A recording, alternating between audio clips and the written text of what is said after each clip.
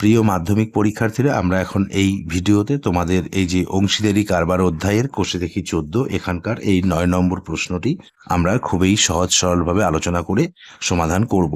তো প্রিয় শিক্ষার্থীরা, আমরা প্রথমে প্রশ্নটা একটু ভালোভাবে পড়ি।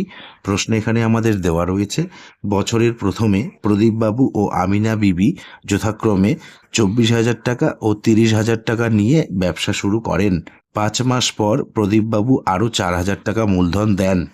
বছরের শেষে 27,716 টাকা লাভ হলে কে কত টাকা লভ্যাংশ পাবেন হিসাব করে লিখি। ঠিক আছে, খুবই সহজ। এখানে প্রদীপবাবু প্রথমে 24,000 টাকা মূলধন দেন এবং আমিনা বিবি মূলধন দেন 30,000 টাকা। ঠিক আছে, তারপর বলেছেন যে 5 মাস পরে প্রদীপবাবু আরও 4,000 টাকা মূলধন দেন এবং বছরের শেষে 27,716 টাকা লাভ হলে কে কত টাকা লভ্যাংশ পাবেন। আমরা খুবই সহজ সরলভাবে সমাধান করব। তোমরা মনোযোগ সহকারে দেখো, অবশ্যই তোমরা ভালোভাবে বুঝতে পারবে। তো প্রিয় শিক্ষার্থীরা, আমরা এই যে 9 নম্বর প্রশ্নটির অ্যান্সার নির্ণয় করি। আমরা এখানে প্রথমে লিখব প্রদীপ বাবু ও আমিনা বিবির মূলধনের অনুপাত। প্রদীপবাবু প্রথমে মূলধন দেন 24,000 টাকা, তারপরে বলেছেন যে 5 মাস পরে আবার 4,000 টাকা দেন। ঠিক আছে, তো এই 24,000 টাকা তার মানে 5 মাস খাটবে, 5 দ্বারা গুণ করতে হবে, প্লাস 24,000 টাকা রয়েছে, 5 মাস পরে আবার 4,000 টাকা দেন। তো এই টাকাটি খাটবে হচ্ছে 7 মাস। ইস টু আমিনা বিবি দেন 30,000 টাকা, তিনি কিন্তু পরে আর টাকা দেননি, তো এই টাকাটি ওনার 12 মাস খাটবে। এভাবে আমরা প্রদীপবাবু ও আমিনা বিবির মূলধনের অনুপাত নির্ণয় করব।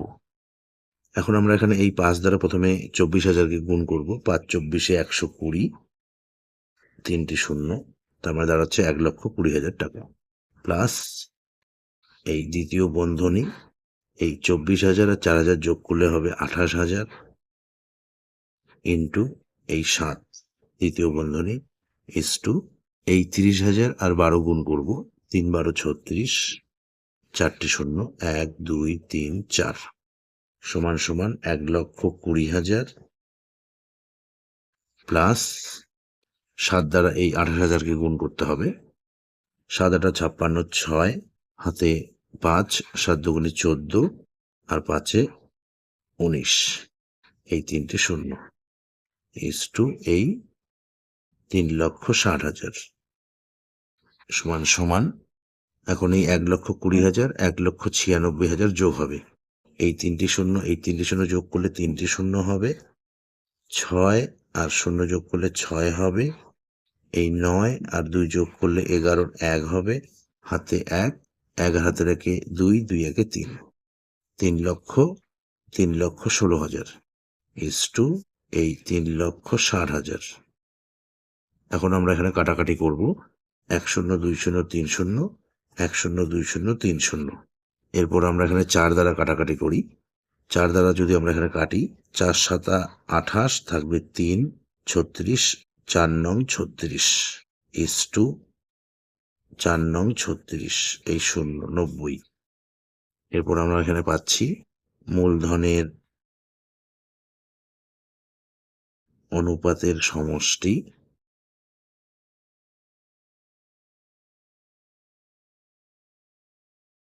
এই 79 যোগ 90 সমান পাবো আমরা 9 7 9 16, 169। ব্যবসায় মোট লাভ দেওয়া রয়েছে, মোট লাভ 27,716 টাকা। সুতরাং প্রদীপবাবু লভ্যাংশ পান, আমরা প্রদীপবাবুর অনুপাত লিখব 79 বাই অনুপাতের সমষ্টি 169 ইন্টু মোট লাভ 27,716 টাকা সমান, এখানে আমরা এই যে 169 দ্বারা 27,716কে ভাগ করব। 169 দ্বারা ভাগ করব 27,716কে। একবার দিতে হবে, 169 লিখতে হবে, বিয়োগ করলে 9 আছে 17 মেলাতে 8, হাতে 1, 6 কে 7, 7 সাথে 0, 2 থেকে 1 বিয়োগ করলে 1, এই 1 নামাতে হবে। এরপর আমরা এখানে 6 বাদ দেব, 6 নং 54, 4, হাতে 5, 6 6 36, 5 41, 1, হাতে 4, 6 6 4 10, বিয়োগ করলে আমরা এখানে পাবো 4 আছে 11 মেলাতে 7, হাতে 1, 11 হাতে রেখে 2, 8 থেকে 2 বিয়োগ করলে 6, এই 6। এরপর আমরা এখানে 4 বাদ দেব, 4 নং 36, 6, হাতে 3, 4 16 64 আর 3 67, এই 169 দ্বারা 7,716কে ভাগ করলে আমরা পাবো 164। এখন আমরা এই 164 আর 79 গুণ করব। দেখো 164 গুণ 79, 4 নং 36, 6, হাতে 3, 6 নং 54, 3 57, 7, হাতে 5, 9 9 5 14, ইন্টু 4 7 28, 8, হাতে 2, 6 7 42, 2 44, 4, হাতে 4, 7 7 4 11, 6 8 7 15, 5, হাতে 1, 4 5 4 9, এই 2, এই 1, 12,956 টাকা। এই 79 আর 164 গুণ করলে আমরা পাচ্ছি 12,956 টাকা। এটি হচ্ছে প্রদীপ বাবুর লাভ। এবং আমিনা বিবি লভ্যাংশ পান একইভাবে। আমিনা বিবির অনুপাত হচ্ছে 90, অনুপাতের সমষ্টি 169 ইন্টু 7,716 টাকা। একইভাবে এই 169 দ্বারা 7,716কে ভাগ করলে পাবো আমরা 164, সমান এখন 164 আর 90 গুণ হবে, 164 গুণ 90, 0 0 0, 4 নং 36, 6, হাতে 3, 6 নং 54, 3 57, 7, হাতে 5, 9 9 5 14, 0 6 7 4 1, 14,760 টাকা। সুতরাং বছরের শেষে প্রদীপ বাবু ও আমিনা বিবি লভ্যাংশ পাবেন যথাক্রমে 12,956 টাকা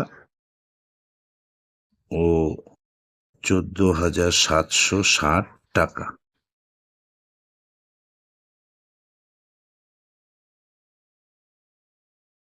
তো প্রিয় শিক্ষার্থীরা, এই ভিডিওতে এ পর্যন্ত। ধন্যবাদ।